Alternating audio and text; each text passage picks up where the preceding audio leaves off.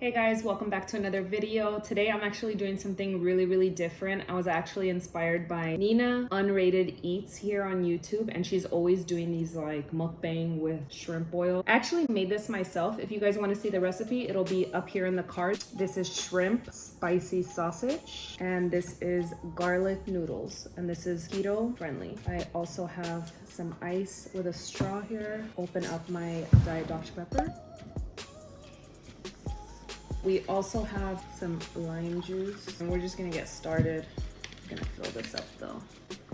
I hope you guys enjoy this. If you do not like watching people eat, if you do not like slurping sounds, if you do not like sucking sounds, that's what we're doing here. So if you don't like that, I do have plenty of videos. I will link down below some playlists for keto-friendly foods if you wanna check that out. Let's get started, look at that. Let's do a thumbnail like Nina does. All right, I think I got it. I wanted to do a little story time. I'm sure a lot of you guys don't know, but I used to want to be a cop, and I'm 33 now, but when I was out of high school, that's my elbows if you hear that, but when I was in high school, I wanted to go into the Army or the Air Force, but I didn't want to be away from family and my grandma, and she didn't like it. She was really kind of against it. So I didn't end up going to the military.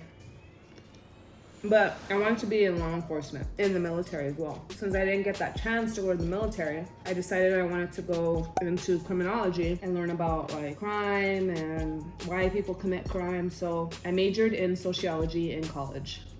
I graduated high school in 2005, and from there, I applied to the Riverside Sheriff Department called Riverside County Sheriffs, and they were hiring women like crazy. So I passed my exams, several exams, it took so many. And then I was assigned a private investigator. Pretty much they're hired to find out who the hell you are. If you're faking anything, if you're hiding anything, they are gonna find out. So they investigated, but oh my God, this is so bomb. I hadn't done anything, you know, no drugs, never smoked weed, nothing, none of that. They interviewed ex-boyfriends. They asked why we weren't together. They called my church, interviewed neighbors. Everything was good. It was like a Tuesday, I think, and I was scheduled for my polygraph in order for me to be assigned to an academy, police academy. Let's try these noodles. I think I want to do what Nina does. In the sauce. Oh yeah.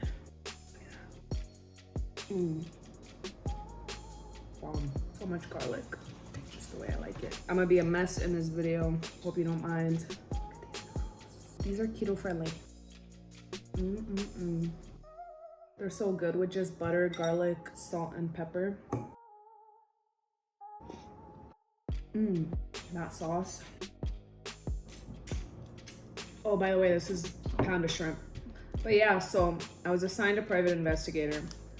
I was in school already. I was like, this was already 2010. I was about to graduate. He calls me, and when they call, you gotta drop everything. You gotta answer. So I walked out of class, and he's like, hey, we found something in your background. I'm like, what? I ain't never stole nothing, never done anything. Like, what are you talking about? He's like, oh, you had said you used prescription drugs that belonged to your mother 5 months ago, and it's too recent. Because they didn't belong to you, they're technically narcotics. We have to disqualify you for it. I was like, are you serious? I was honest with you guys. I even wrote a statement on like why. It was when I was on my period. I had terrible periods, which I explained, you know, I had been hospitalized several times, but because they belonged to my mom and didn't belong to me, I got disqualified. I was devastated, bawled my eyes out.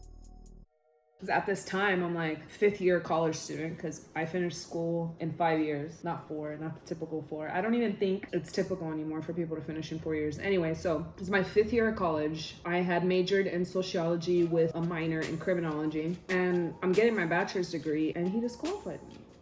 So I did what I do best, and I cried. And I called my parents, called my dad.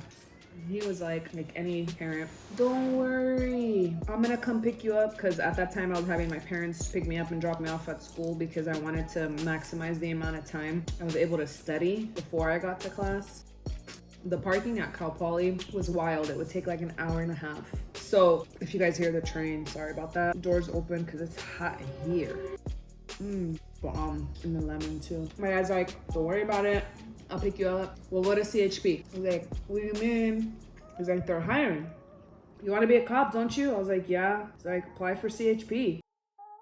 At that time, I was like, well, that makes sense. If I apply with another agency, it'll give me some time, so it's not as if this was a recent situation like the investigator said. So I went with it, you know. That day, I applied for CHP.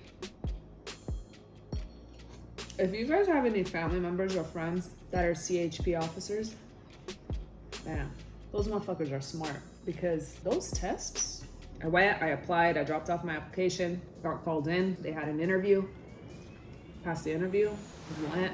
I think it was in LA somewhere, like a high school gym. I walked in there and I was like, there's a lot of people here in the line, because you have to be early. You cannot be late to these things. I get there, I sit down. It is not the type of test you are imagining. The tests were intense. They were a mind fuck. It was like, from what I remember, it was an essay, like a full essay written out, missing words, all kinds of different words. Give you like a word bank, and you needed to put the words into the essay. Needless to say, I didn't pass. At that point, I was so annoyed for the reason why I got disqualified that I didn't even know if I wanted to be a cop anymore. Even like how stupid and immature that sounds, I didn't know. Worked my ass off. I even passed my agility test, which I had hired like a personal trainer to train me. It was wild. So I put like so much effort into this and driving back and forth to take these tests. And then they like let me go. So I was like, forget it. But anyway, so I ended up finishing school. I walked that year. Unfortunately, like my grandma had passed away, so she didn't get to see me walk. But I'm sure she was happy that I didn't become a cop. I'm so glad that I didn't end up being a cop. At that time, I was devastated. If I could tell you one thing I learned from the whole situation is not to give up. And if one door closes, I know it sounds super freaking cliche, but everything that happened at that time, I didn't understand, but I grew to understand. And I didn't know the path that God had for me at the time. Of course, we don't know until after. But looking back on my life then and what it is now, I'm just super thankful that I didn't go through that process and then later find out that it's not something that I wanted to do. So now whenever things like that happen, it still pisses me off.